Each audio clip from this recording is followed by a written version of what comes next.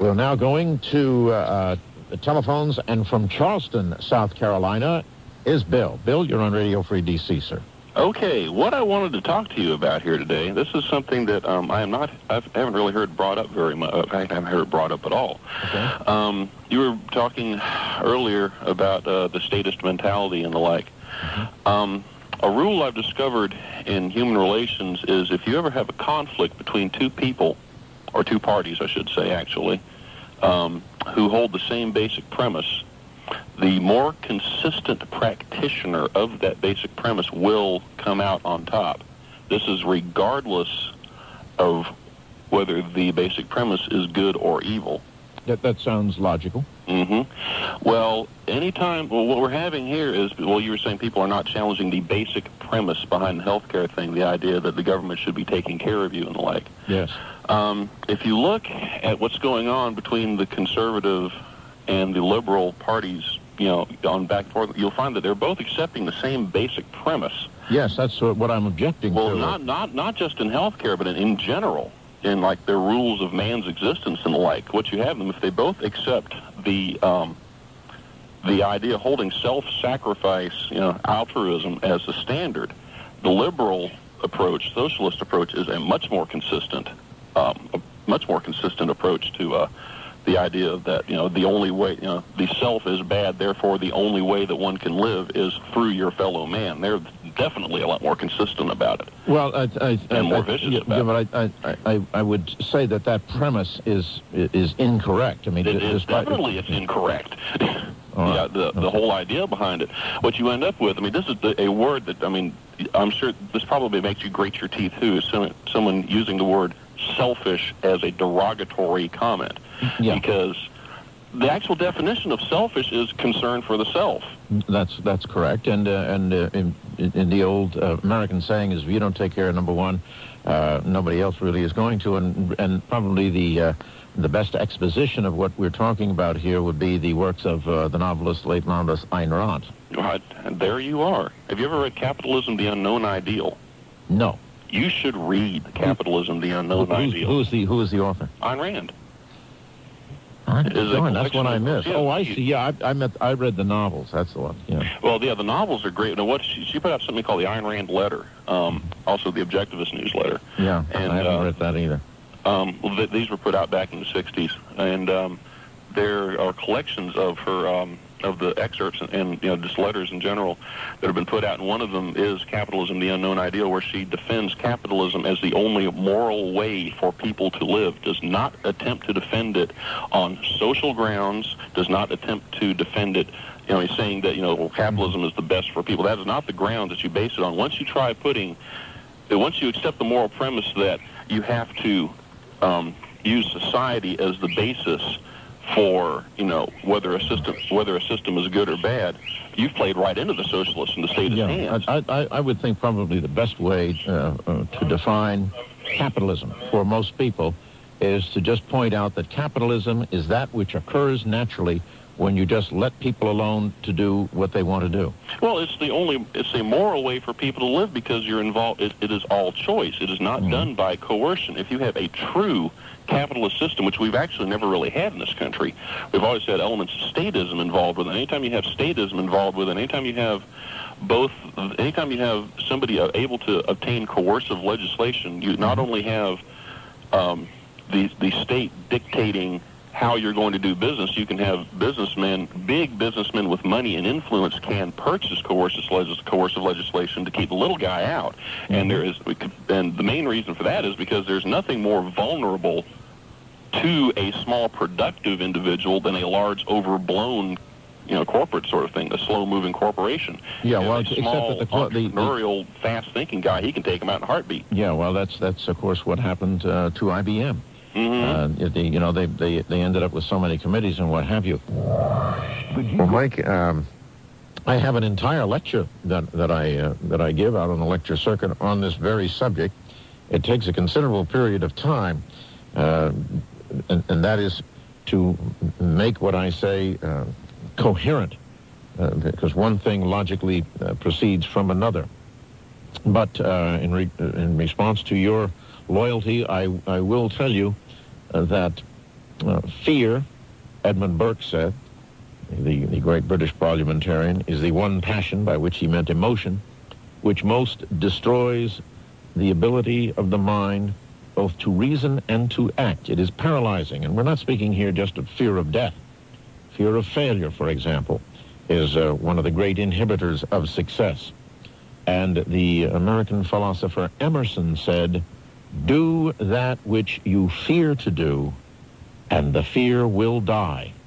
And from personal experience, I can tell you that is correct, but don't be misled to think that you do that which you fear to do once and that particular fear will die. You've got to do it over and over again. But if you do, Emerson will prove to be correct. And I thank you for your continued support.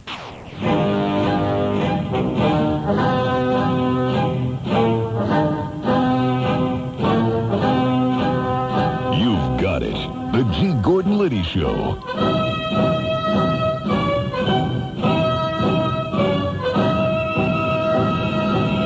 We're back here on Radio Free DC, the G. Gordon Liddy Show, on this birthday of the United States Marine Corps.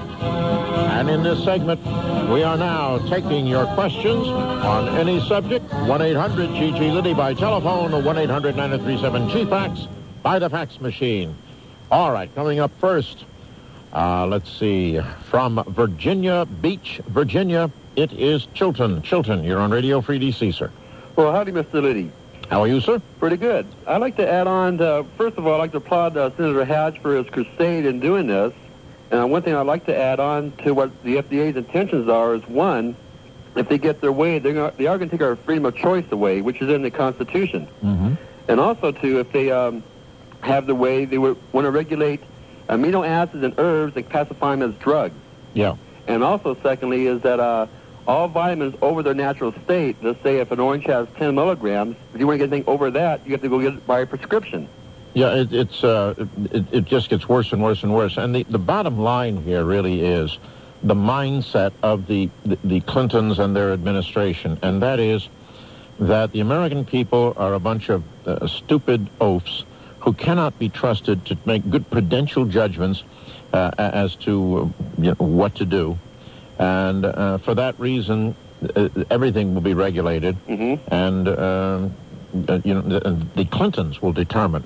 That's the problem there. It's this elitist atmosphere they have. They and Harry Bloodworth Thomason, and people like that, and folks who get $200 haircuts, they're going to tell you and me and everybody else what kind of vitamins we may take and all of this sort of business. And frankly, I would think that the American people would rapidly get fed up with being taken for a bunch of idiots by the Clintons.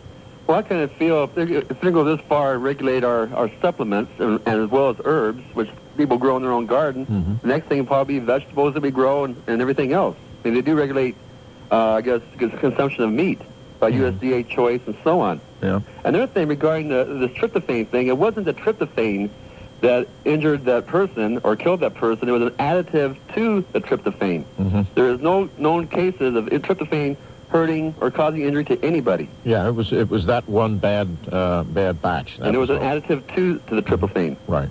Well, anyway, I have to say I'm very happy that we do agree on one thing, and it really does hit home to me.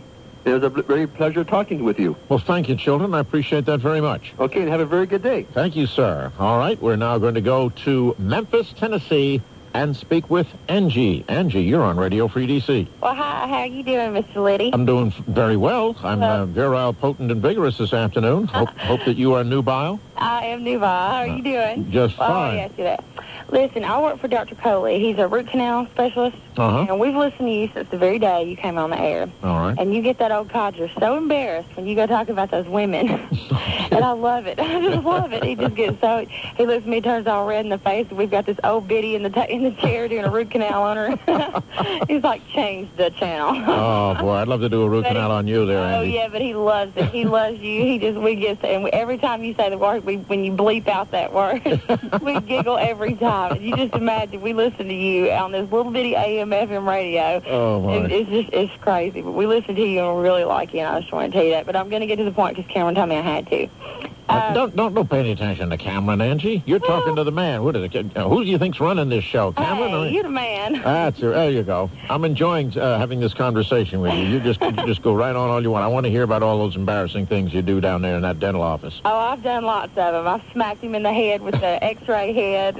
Looked at him. One time I pulled it by the wrong way and pulled the tube off, and I'm standing there looking at him like, duh. Well, I've messed up lots, and we were listening to you. We did. Oh my! Well, you want to get him really embarrassed and everything. You tell him you're going to sit on the Xerox machine and send it to me. No, I don't know. I don't think he'd like that. But we do. We listen to you all the time, and I love listening to you. I love it when you get him embarrassed, too. It's like karma for me, It gets him back. Because when he chews me out, I've got that mask on my face, so I'm just, sticking my tongue out at him. But don't ever say that, because he's not listening right now. We're off work today. Oh, I see. He's a professor at UT also. He's a real smart, old man. He's very, very good. But he does. It just trips me out that we listen to you, and he doesn't make me change the channel lots of times. He really is he gotten to 40 yet? Oh, he's almost in his 70s. Good heavens. He's 68. Can you imagine my mom's worked for him for 17 years, so I used to come up there when I was real little. Now I'm his assistant with surgery and stuff, and he's looking at me like, and when I screw up, I know I remind him just of my mom. I see. Okay. It's funny though, but he loves me.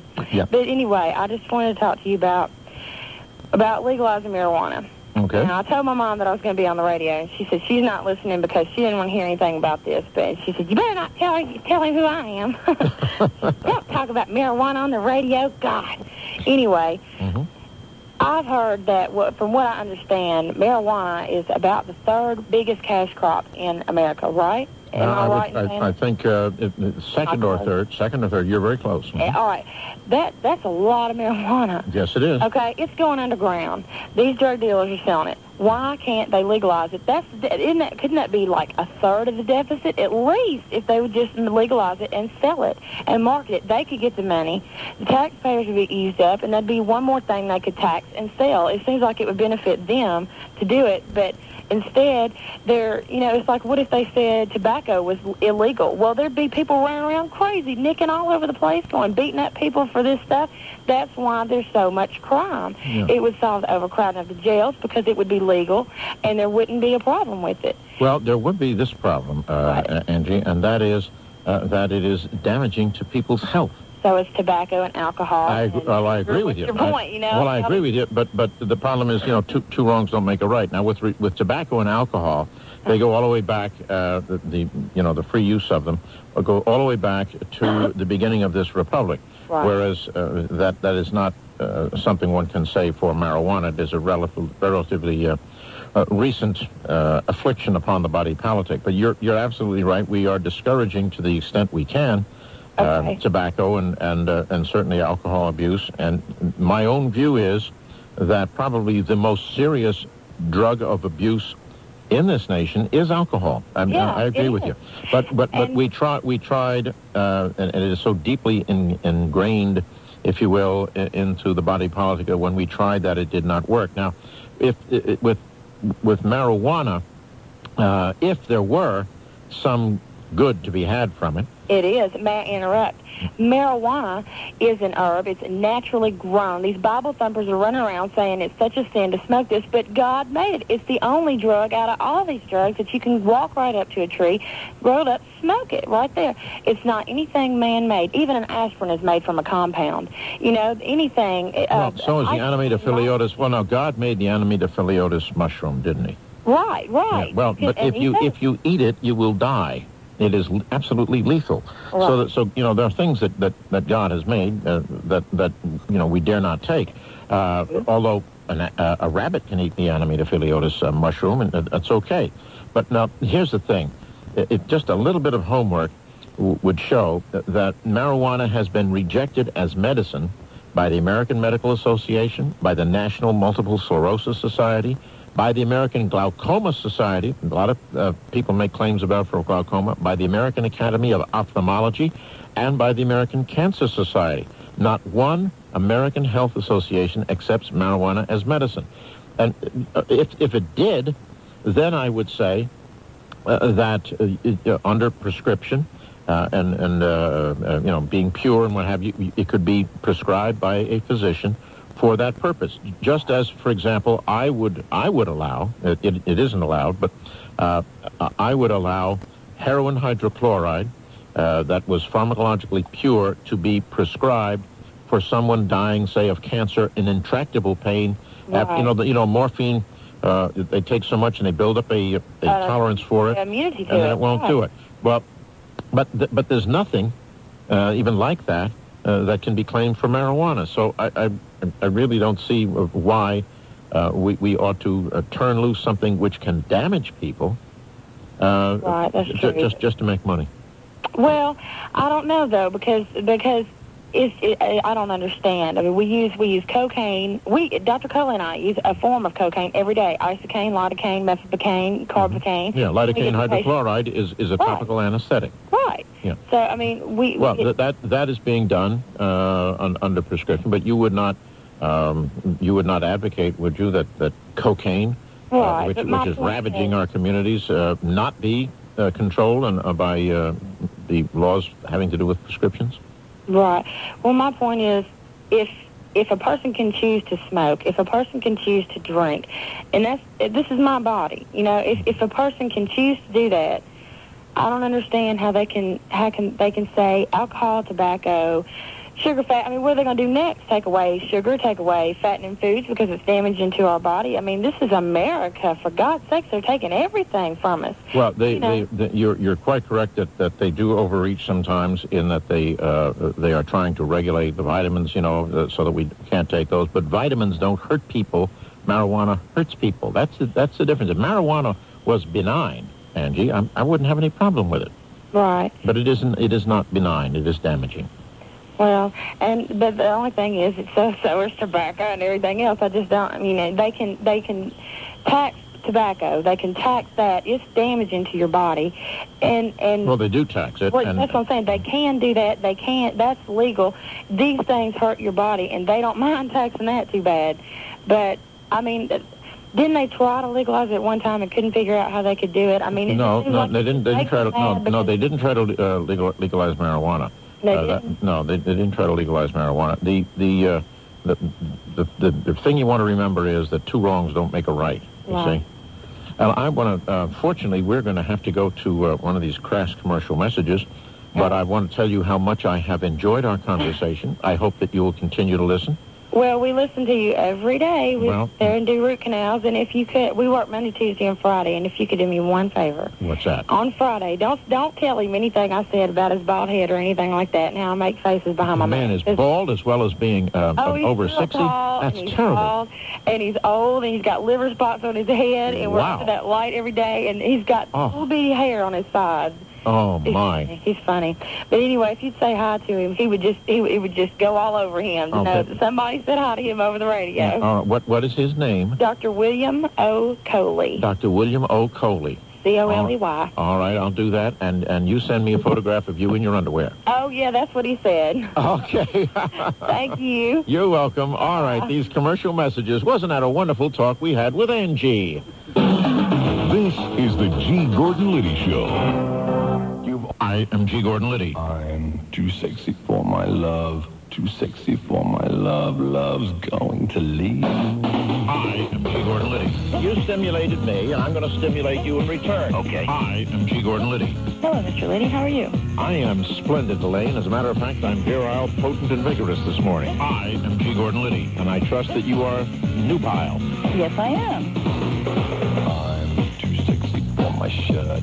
Too sexy for my shirt. So sexy it hurts. I am G. Gordon Liddy. I am too sexy for Milan. Too sexy for Milan, New York, and Japan. Too sexy for my I am G. Gordon Liddy. Too sexy for my I am G. Gordon Liddy. Too sexy for my Middays on Arizona's best talk radio. I am G. Gordon Liddy. And I'm too sexy for this song. On the all-new talk radio, AM 1060. All right, and now sort of a related call, I understand, from Columbus, Ohio. It is Bob. Bob, you're on Radio Free DC. Hi, Gordon. How are you, sir? Oh, fantastic. Gordon, my wife and I live in a somewhat dangerous part of Columbus called German Village. Oh, I've been there. Those are some beautiful restored homes in German Village. Yeah, we live in such a home, and it's dangerous from the standpoint that the folks who live here are frequently victimized by burglars who appear to be just one step ahead of the police, and very few of them are ever caught. But anyway, on Christmas Day, I actually, prior to that, I had made a decision to keep a loaded 44 Magnum Ruger Blackhawk holstered and accessible. And my wife screamed down at me from the bedroom on Christmas, and she said, "Call 911. Someone's trying to kick in the next door neighbor's door." So, to make a long story short, for the first time ever, I've pursued these people in the past, but this is the first time I took my pistol, and good move. I was able to catch the guy and had him spread-eagled, and the police came within 3 or 4 minutes, and this time the guy did not get away, and he had a very long record for such activity. Yeah. My question is, I've been getting a lot of flack from my 5 children about this, and from my spouse, claiming that I was taking too much of a risk, and but I'm just so pissed at this situation that. Well, you know, here's the problem, Pat. If you don't, Bob, I'm sorry. Pat was the previous caller. I'm sorry, Bob. If you don't care enough, and your neighbor doesn't care enough, and the next guy doesn't care enough, then it's going to be totally up to the police. Now, the police can't do it. Right. There's too few of them. They can't be everywhere, and so if the citizens don't care enough that they will arm themselves and protect themselves and their neighbors. You know, and by the way, that's what built this country. You know, was armed citizens protecting themselves and their neighbors. In terms of do's and don'ts, what advice do you have to folks like me and my newly armed neighbor to keep us from getting into a big legal problem over this in the attempt to protect our neighborhood? If somebody is you know, committing a felony right in your presence, you are first of all legally entitled to execute what is called a citizen's arrest. Now, you can't you know, have a citizen's arrest for something that you think happened, for something you think may have done something like that. But when you have a situation where you've got a felony being committed in your presence, the general rule is then you may execute a citizen's arrest. And you did so with the advantage and the use of a weapon. And that's good advice. Well, now, the question with respect to the use of deadly force, even the police, unfortunately, in many jurisdictions, are not permitted to shoot a fleeing felon. Now, in the old days, that wasn't a problem. You could. But these days, there are court cases that say that you may not. And, you know, that which the police may not do, you may not do. But if it's inside your home and the individual has some kind of a weapon, doesn't have to be a firearm, you know, he might have a knife or a screwdriver or something that he's, you know, going to use against you, you can drop him. And my advice to you is make sure he's dead, because then there is one story. See, if you have mercy on him and you leave him wounded and alive, he's going to sue you for crippling him. And he's going to tell you and tell the jury that the reason he was coming into your place was not to burglarize it. He was looking for Mother Teresa to help the poor. Right. Now, I think you had a section in your book, Will, where you met somebody at your front door with a .45, as I recall. Absolutely. And he took one look at that 45. This was about 2 o'clock in the morning, as I recall. He was looking for directions, and he said, right? No, he was looking to buy a stamp. And I said, you know, does this look like a post office? And he said, no, he didn't. He took off at a dead run down the hall. A great big guy, but, you know, all you could see was the muzzle of that big 45 semi-auto. And there's just nothing like that to discourage felonious activity on the part of somebody who's on the business end of it. Can I? Bill, you're on the G. Gordon Liddy Show. Good afternoon, sir. I guess it's good morning our time. Yes, indeed. Where in relation to Phoenix or Flag or Tucson is Sierra Vista? Sierra Vista is approximately 70 miles south-southeast of Tucson. We're just a couple of miles north of the border. Okay. We're getting a big run on calls from down by the border here today. Delighted. Tell you what, sir, we try to listen to you. Unfortunately, it's tape delayed out of Tucson because of the time change. Right. And then in my building is a government building, so they pretty much try to jam you, and I'm only able to hear you on the way home. Okay. But anyhow, I'm not sure that I can do very much good in following your last caller. That was certainly interesting. But while I was on hold, I did get an idea for your monthly newsletter from a previous lady. And that would be, perhaps you could include a target of the month in there. You could use a political caricature or a pictorial representation of some new cockamamie policy coming down. Your readers could shoot holes in it. Well, that's a good idea. You know, I once told people how on Thanksgiving I was out at a friend of mine's farm where he has, safe firing ranges and everything and full burn facilities. And I and my children and grandchildren were all target shooting. And I put up two representations of one of Bill and one of Hillary, and I was shooting holes through them. And we got a lot of mail on that saying how dreadful that was. And so I'm sure we get a lot. But I've just been given to understand recently by mail that a lot of the armed forces people put up representations of Bill and Hillary, and it improves their marksmanship considerably. No doubt. Here at Fort Huachuca, she is, they are not the most popular people in the world. Yes, indeed. But my topic, sir, has to deal with Arizona's newly passed concealed carry permit, which allows qualified residents to carry a concealed weapon.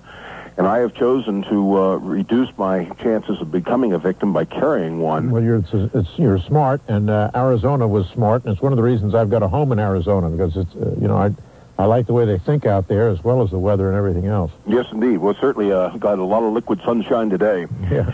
However, I'm comfortable around weapons, having been in the military and through hunting and sport shooting and whatnot. And I've chosen a weapon, 45 ACP Para Ordnance P12 with the extended round magazine, similar to the Cold Officer's model. The problem is, other than wearing baggy shirts or a fag bag or the fanny pack with the Velcro to slide it in, I am not familiar with really decent ways to carry a concealed weapon, and through your experience, I thought you might be able to help me out. Well, it's not easy to conceal a large weapon like that. You've got a good weapon, a really good weapon, one that can certainly take care of you in serious interpersonal disagreement situations. But the problem is that it is bulky. Now, I would recommend a hip carry, and either wear a jacket, you can wear it open, or a shirt, but you're not going to be able to get at it pretty fast if it's in a shirt.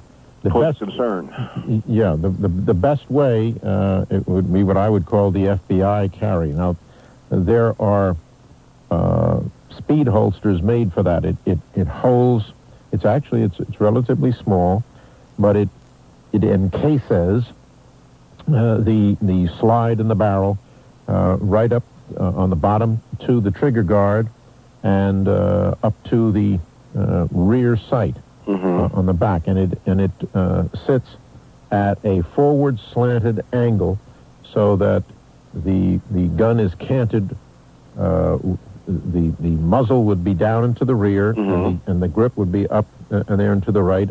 And you want to wear a good sized belt. One of the first rules that I have is never buy or wear a belt that you can't hang a heavy gun on. Understand. And then what I would do is you want it always in exactly the same place, so that when you practice your draw, you're never fishing around for it. It's instinctively in the same place. And the way to ensure that is to have your wife take every pair of trousers you own, including your jeans, and to take the belt loops that you have. Okay, on the side, depending upon whether you're right-handed or left-handed, have her reset the side belt loop so that the rear of the loop is directly on the line of the seam that you have there. There's a seam on all men's trousers there. Put it right on the seam line. And then the holster will ride against that, and it'll be in exactly the same place exactly all the time. And then I'd wear just a loose-fitting light jacket, and because it's a light jacket, I would carry a round or two of ammunition deep down in the side pocket. Now, the reason you do that is for the same reason that the matador in a bullfight gets his cape wet and then puts it in the sand. That weights it down so that it doesn't go flipping off in the breeze. So one thing, it holds it down there, and the other thing is when you sweep it back to get at your piece, it will stay back because of the inertia of the rounds that are in there, and so you can clear with a fast draw.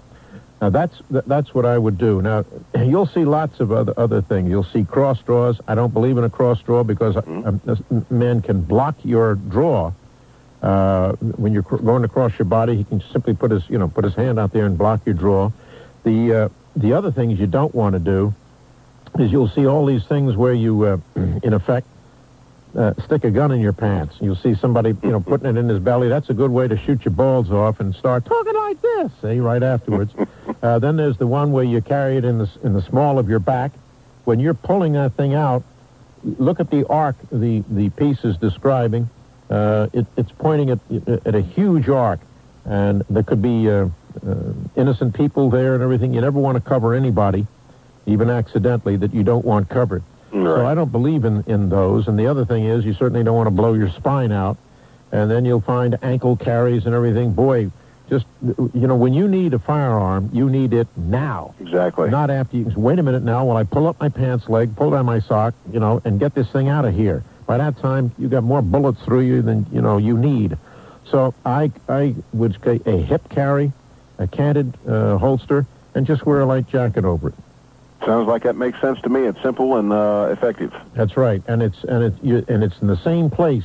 You don't have all these different holsters that are different places, and you say, wait a minute, it's Tuesday. Where the hell did I put the gun in this? Boom, you're dead. Got me?